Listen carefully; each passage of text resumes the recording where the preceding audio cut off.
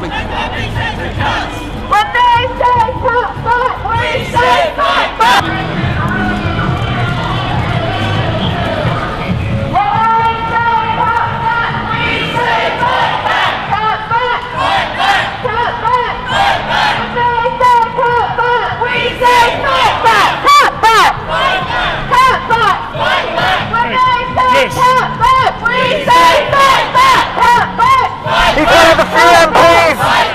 The courage to stand up to power and challenge it.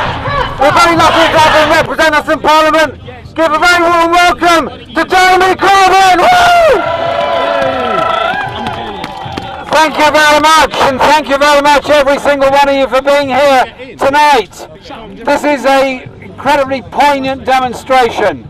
The energy companies have registered massive profits.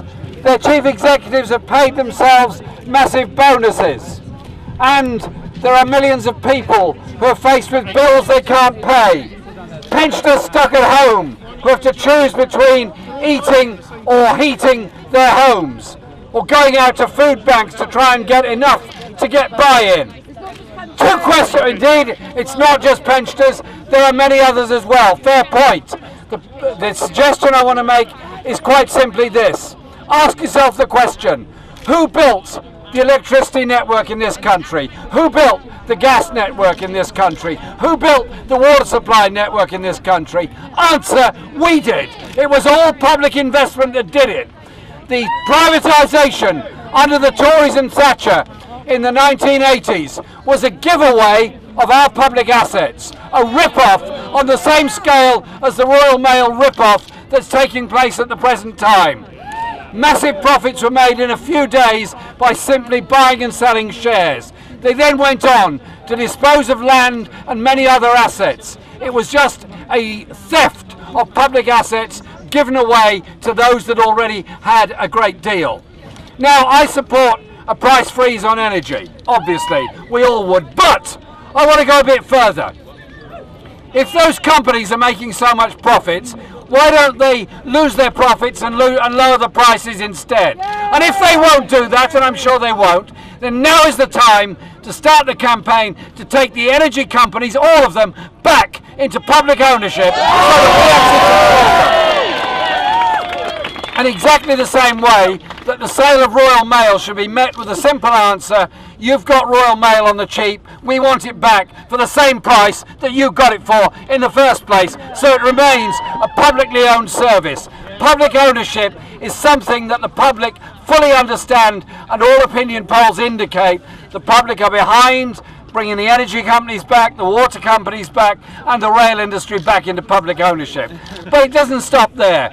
What is this whole austerity programme really all about? The emergency budget of Osborne in 2010, the first thing it did was took a massive cut to the social security budget in this country and went on to cut and reduce the levels of benefits that many receive. Went on also to dismiss hundreds of thousands of public sector workers, and Cameron gets up in Parliament and says they've all been redeployed in the private sector. A, it's not true they've all been redeployed. B, they have been redeployed, some of them, on lower wages, worse conditions, and many on 0 hours contracts. We need a campaign about energy, about prices, about living standards, about working conditions, about rights at work, and about the kind of society we want to live in. Is it necessary in one of the richest countries in the world for people to sleep on the streets? Is it necessary for people to rely on food banks? Is it necessary for us to spend £100 billion on replacing nuclear weapons? You know the answer to all of those questions. Our campaign is showing there is an alternative. That place over there only gets messages when there's a big demonstration out here. That place only gets messages when there's big movements all around the country. That's what the No Cuts movement is about. That's what defending the jewel in our crown of the National Health Service is really all about. Stand together for justice, stand together for peace, stand together for an end to the greed and the inequality within our society. Thank you very much. Cut back! We say fight back! Cut back! Fight back! Cut back! Fight back! Cut back! Fight back! Cut!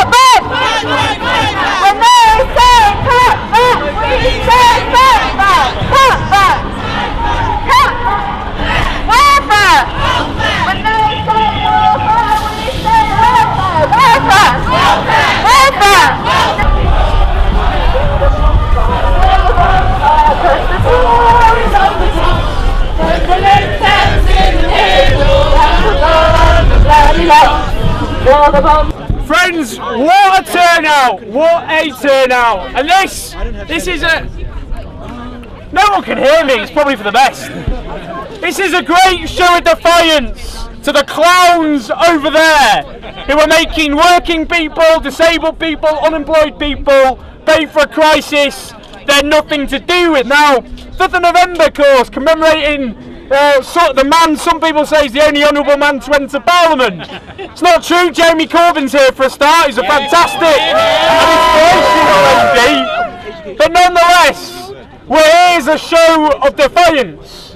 We're here to speak out for millions of people who are going to be forced into fuel poverty, who are being held to ransom by the big 6 energy companies. Not only are 9 million people going to be driven into fuel poverty, not only are people going to choose between heating their homes and feeding their kids, let's have no doubt, they are going to kill elderly people who are going to freeze to death because they have hiked these energy bills. We're not just speaking out against them, we're speaking out against the bosses who are paying poverty wages to millions of people who get up in the morning, first thing, slug the guts out and come home with a pay packet that doesn't let them look after them or their kids. We're here for the 5 million people stuck on social housing waiting lists. Instead we have subsidies to private landlords charging rip-off rents. We're here for the people stuck on 0-hour contracts, like at the Victorian age, when dockers would get up in the morning and go to the yard and stick their hands up for work. Instead, people are staring at their phone. It's 6 AM in the morning, hoping to get a text with some work that day. We're here for the young people sending CV after CV to people, bosses, and not even getting a response. And we're here for the young people facing a future of debt and insecurity. But above all, this is our message.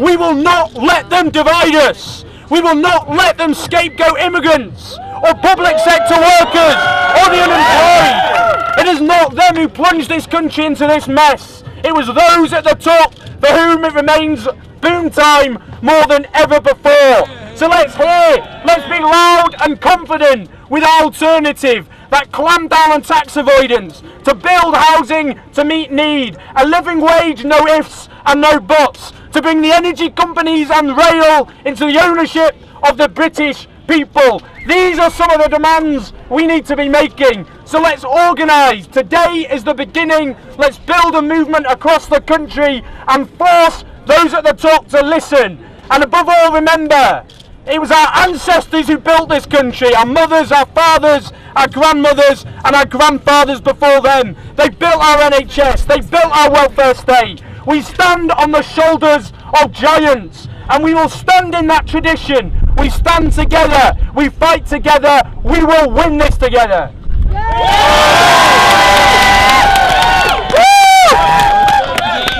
Thank you very much, Alan.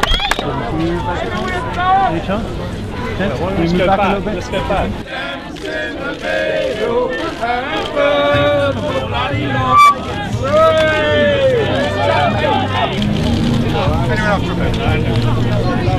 That's right now.